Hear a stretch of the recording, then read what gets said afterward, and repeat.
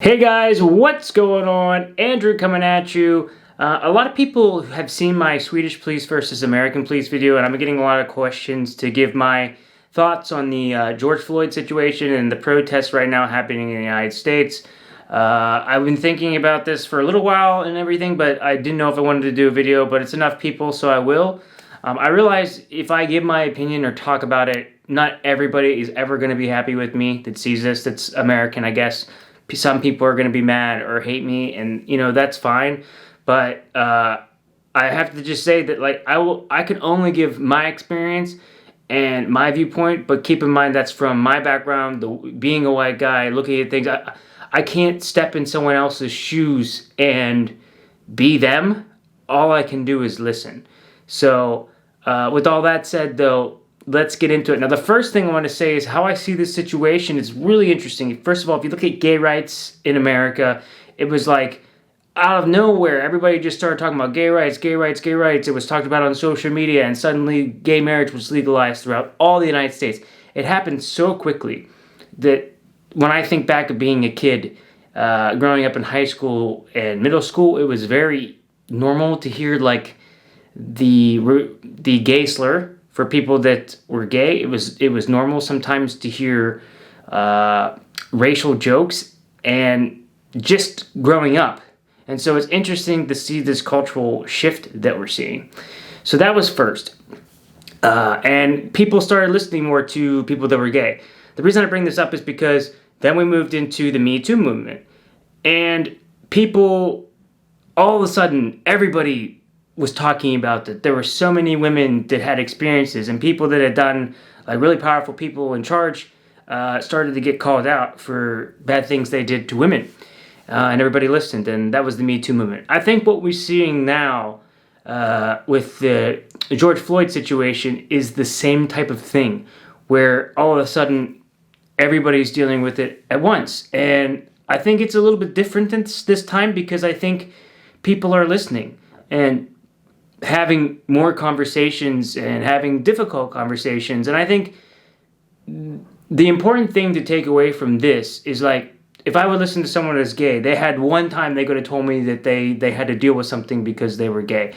Everybody, if you talk and you ask questions, you will find very easily one woman that was mistreated or in a bad situation. And I'm sure it's the same, if you talk to somebody who is African, you can hear their experiences where there's a time that they had to deal with something that was racist, whether it was from a police officer, whether it was someone that was just in general. So I think as people in the United States, we have to be willing to listen. And we have to have these difficult conversations we don't normally have. I think the other thing too is, now with everybody on lockdown and coronavirus, what happened, everybody saw. And I think what's a good thing is everybody thought, well, hey, this isn't okay. And it's hard to argue that. Now, I can't get inside the officer's head. I don't know what he was thinking. I don't know what his motivations were. But to me, it seemed like murder, and it's definitely wrong. And was it poor training? Did he believe if someone could talk? I don't know. Like, looking at Sweden, like, Swedish police officers get a lot more training, a lot more time. I think it's like 2-3 years sometimes to become a police officer. And it's a really tough thing to get involved in, where depending on what police department, what group you join, on average, you're not maybe going to have as much training as you would in a lot of European countries. That's not saying that American cops aren't prepared. I'm sure there's plenty that are, and I'm sure there's a lot of great cops. Now, one other thing I want to say is that in my own life, I have had instances, I'm not going to go into it here, but I have had instances where I was harassed by police, and I wasn't doing anything wrong. I was going to school. I was going to university to learn how to play the saxophone, and I was in a situation where a police officer was doing everything they could to ruin my life. I knew he was a bad cop. Everybody in my college knew he was a bad cop. And, I saw every once in a while instances like that where cops were taking advantage of their power to just try to ruin someone's life just because, hey, it felt good, I guess. Well, this cop eventually got busted over time for being a dirty cop and being a bad cop. But there are times now I look back on even that situation and I think, would it be different if I was black? Would it have been worse? If I was black, would I get pulled over more? And and I think that in some cases, yeah, absolutely. So I do think that there's some problems there. But with all that said, I don't think that every cop is a bad cop at all. And I feel bad. I feel a little bit of like sympathy for cops, because I feel like they're like dealing with people that nobody wants to deal with. And when I say that, I mean like, when you call the cops, it's like all kinds of reasons. Somebody's really intoxicated, somebody's being really rude. So, and I think a lot of time police officers are used in a lot of situations where it's not really what they're trained to do. But in a lot of times, it's always been, if you're a cop, you do something wrong, you will be protected. And I believe that needs to change. It's obvious now that some of the tactics used by police in areas with African Americans does not work. Because I'll tell you my situation. When I got pulled over, dealt with that police officer, I was like traumatized after that. I was so afraid of the police. Like, I would be driving. It took me years to get over it. I would just be driving and suddenly a cop car would be behind me. It gave me such a negative view of the police because this guy was trying to ruin my life. I had fear. And if I was a police officer and I knew that like somebody did that to me or someone else, I would be upset that like these people are ruining our reputation and doing something bad. Like, really go. I mean, the police officer that pulled me over and harassed me never called in the stop because I didn't do anything wrong. He just targeted me and pulled me over. So I don't know if it was an old car or what, but that gave me an irrational fear. Now imagine if I was black in a black neighborhood and that happened to me multiple times. How would I see police? So there needs to be something to help us with how police and the African American communities can come together in like a positive way. So we have to change some police tactics. Also, it's like if you're not being violent and you're not hurting anybody, maybe certain crimes aren't that big of a deal to the point where you have to like throw someone. And if you look at some of the cases in the U.S. where it resulted in death, like from choking, for example, for what? Like selling one cigarette at a time, or if you look in certain cases and you follow these. So it's frustrating to see. Overall, though, I see the situation as a positive situation, and I feel weird talking about it because, like, I feel like it's a touchy subject, but I guess my advice is that I feel like all Americans in general need to have conversations. I think we need to have difficult conversations, but I think we need to have an environment where someone might say something that you really don't like, and you should be able to call them out. So if they say something and you totally disagree with them, then educate them and help them. I've always said this to people, and I know it's not their job to do this, but I've said to people that are gay, for example, like, you might be the person that they meet that changes their mind. Like, there might be someone who, for whatever reason, it's wrong, it's not their fault. No, it is their fault that they don't like people that are gay, for example. But I mean, you might be the person that they meet that has the power to change their perspective. And if we can approach it in that way. So I think what I mean by that is you have to have difficult conversations. Somebody says something about this incident and they say, like, I don't know, all lives matter, or they say something that you think is controversial.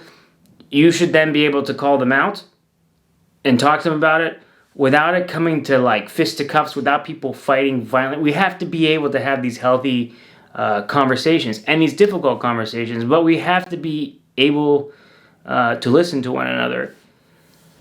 I'll just say one thing that really struck me. I can't see how you can be pro-gay rights or transgender, but then not support this issue. I can't see how you can support equal rights and then not support this issue.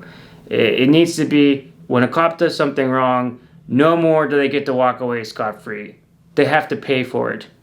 I just wish that not all cops, I guess, got dragged through the mud in a way. I feel bad seeing the protests and seeing this stuff happen. But with that being said, when we look at stuff like the Boston Tea Party, and which is basically looting, right? They took the tea, they threw it off during the Revolutionary War. You know, not all historical moments that we look back on with so much like joy didn't have some kind of difficult times happening with it. Like if you look at war, if you look at the rioting that happened then, sometimes that happens to lead to change.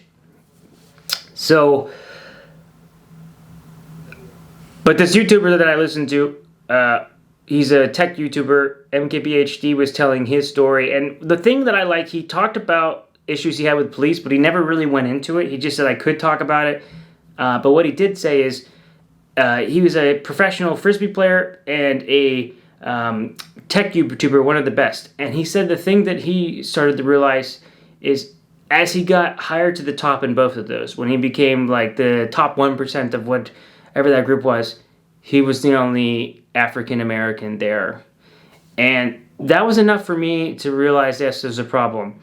One other thing I'll say is I worked in schools in Ohio when I was like studying at university, and I worked in an inner city school, and there's just no way that you can say that someone growing up in an inner city community had the same chance as someone like myself growing up in Canonsburg, Pennsylvania. I didn't live with a silver spoon in my hand. I'm not saying that. I'm not saying that life wasn't hard, but it's not the same thing. I mean, this neighborhood, people were selling drugs right outside, and there was a lot of violence in the area that I lived. It was not a safe place to be. And the school didn't have a lot of money, and the kids didn't have the same opportunity because of all the things in black. Maybe like they didn't have the best teachers. In some cases, they didn't have enough books to take home. They didn't have enough money. And we have to find a way to give everybody a fair shot. And I think it's really important that people of color and minorities can see other people that are minorities in positions of power, whether that's social work, I think that's really important, or politics and everything else in general. But I hope from all this that we just have these conversations and we start talking more. I feel positive. It's been interesting because there's been a lot of protests, worldwide, supporting this, and I know Sweden's had some, and there's been some anger from the police here, and I can tell you from my perspective, seeing how the police interact with people here, seeing how they deal with stuff, I think they do a much better job of de-escalating situations, and I mean, such a small number, what is it, 6, 10 people have been shot by police in many years here in Sweden, but I don't have the data. I'll have to put it somewhere or someone can tell me, but I think it's a bit unfair to for people to be negative towards the police in Sweden. I think that that's unfair. I don't think that they deserve that, and I don't think that the problems happening in the United States are happening here in the exact same way. I think the thing happening in the U.S. has history. But with all that said, whether I think it is or not, let's have that conversation. Let's listen, right? As I said before, it's really important that minorities can work in social positions, and I think that's important in Sweden. We need more minorities working in the police force. We need more minorities working in education. It's really important for people to see people that look like them, that they can connect with in those positions. And it's not just all white people, I think that's really, really important. But whether I agree with it or not with what's happening in Sweden, let's talk about it. Let's listen. Let's have that conversation. I'm not saying that I'm right. So I think that's important. But the other thing I'll say, always, always, always, the elephant in the room, in my opinion, is that in the U.S. we see these accidental shootings, and not in the case of George Floyd was this the same thing. This was just straight up murder. But we see these accidental shootings or these shootings and these things happen, and the elephant in the room I never understand is that the conversation never gets bringed up that does it have anything to do with the fact that so many people can just have a gun, have a concealed gun, have a permit. How many of these accidental shootings and shootings that are, let's say, on purpose or unjustified or whatever, how many times is it happening because we live in a society in the United States where everybody can carry a firearm pretty much, unless you're in like New York City or DC, you can just have a handgun on you. So I think that when a cop does something wrong, we got to deal with it. Absolutely.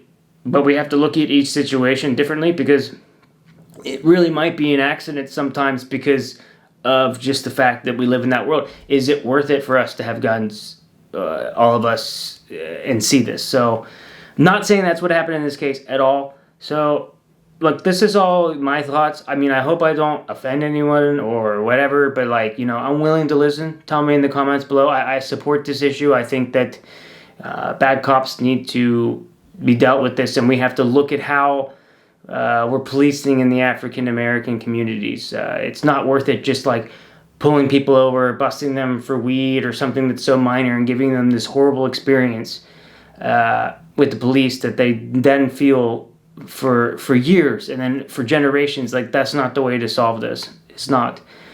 We have to invest in the communities and make it a better place to live for everybody. All right. Thank you, guys. I'll see you in the next video. Hej då.